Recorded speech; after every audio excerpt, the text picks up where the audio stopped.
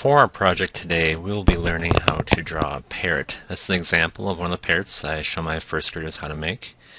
I'm going to start out, we're going to be using ArtRage, which is a great natural media program. It's called ArtRage 3.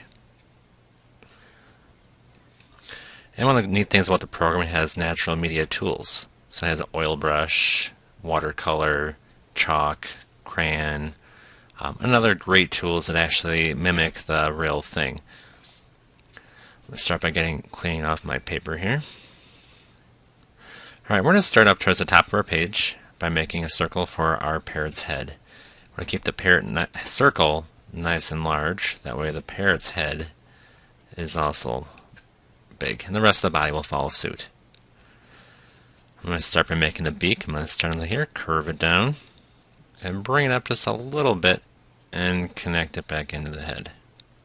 It's a lot easier to draw with a stylus. Unfortunately today I'm drawing with a mouse, but it is still a decent enough tutorial.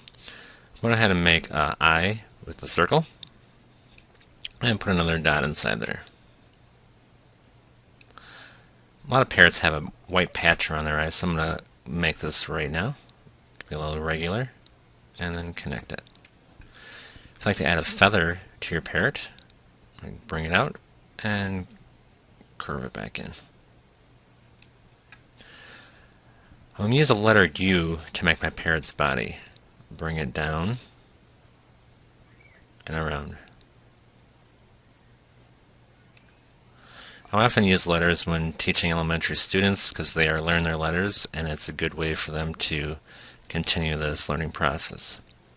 I make a second U here for the wing. Now earlier, before we do the project with my students, they do a worksheet using letters to practice feathers, U feathers, L feathers, and V feathers.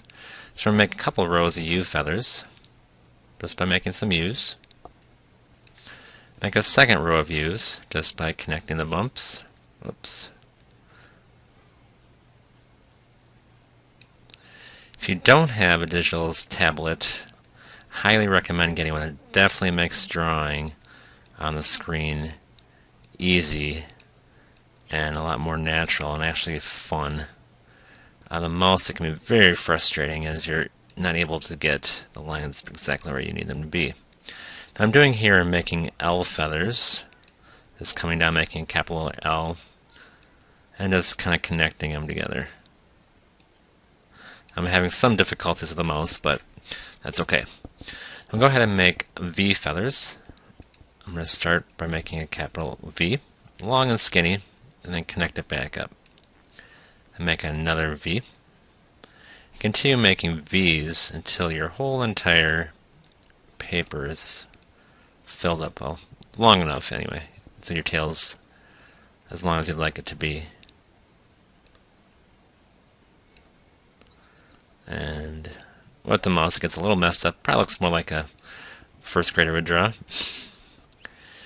I'm going to go ahead and make the feet. We're going to use the letter C to make a foot. And bring it around, make a letter C, and connect it back up. Another letter C, and connect it back up. I'm going to make a branch next. Bring a line across, and stop as soon as I hit your parrot. I'm going to imagine coming through the other side. And there's my other branch. Bring a secondary branch going along the bottom here, making the branch a lot thicker so the bird doesn't fall down. Now this will be the bare minimum a student should have on their work. They should be adding extra details now, whether if they add leaves, making football or heart shapes or whatever leaves they want to make. I'll put a couple of veins in the leaf to make it a little more interesting. And another maybe over here.